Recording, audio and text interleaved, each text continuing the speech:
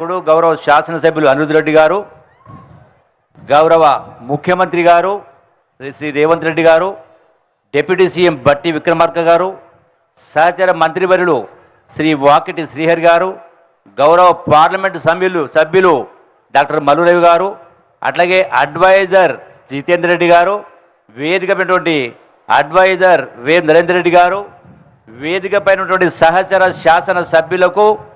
అట్లాగే కార్పొరేషన్ చైర్మన్స్కు, వివిధ స్థాయిల్లో హోదాలో ఉన్నటువంటి ప్రజాప్రతినిధులందరికీ,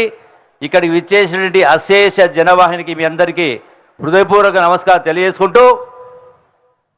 ఈ యొక్క కార్యక్రమం ద్వారా మనం అర్థం చేసుకోవాల్సింది, మనిషి పుట్టడం గిట్టడం సహజం, జీవితం ఒకటే, మరో జన్మ ఉండదు.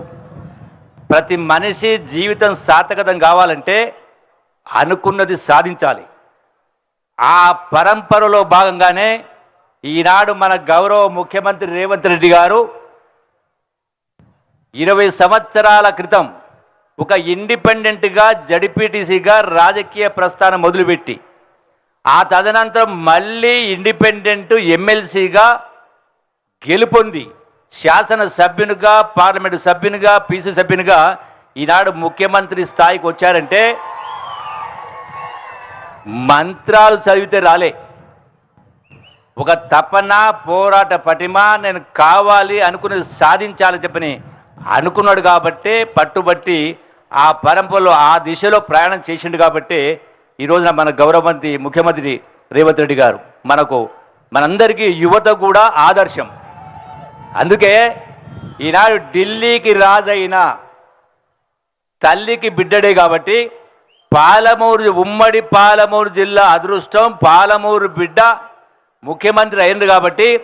ఒకనాడు పాలమూరు జిల్లా అంటే వలసల జిల్లా, ఆకలి జిల్లా, ఆత్మహత్య జిల్లా. ఈనాడు గౌరవ ముఖ్యమంత్రి రేవంత్ రెడ్డి గారి నాయకత్వంలో అన్ని వర్గాల ప్రజల కలలు నెరవేరబోతా ఉన్నాయి. ముఖ్యంగా ఇరిగేషన్ కానీ చాలా అన్ని అభివృద్ధి కార్యక్రమాలు అన్ని వర్గాల ప్రజల యొక్క ఆశలు నెరవేరుతూ మన మంచి సదవకాశం వచ్చింది కాబట్టి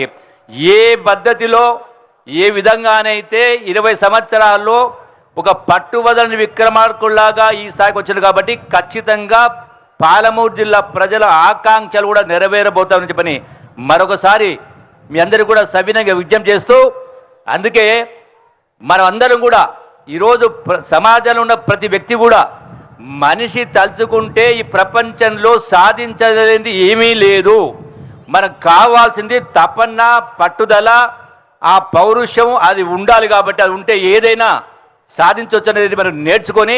ఎవరు ఎన్ని కష్టాలు వచ్చినా, ఎన్ని ఇబ్బందులు వచ్చినా కూడా ఎటువంటి నిరాశ నిస్పృహలో లోను కాకుండా వాళ్ళ జీవితంలో రాణించాలని చెప్పని మరి దానికి ఆదర్శంగా ఈనాడు గౌరవ ముఖ్యమంత్రి రేవంత్ రెడ్డి గారు ఒక నిదర్శనం. కాబట్టి మరొకసారి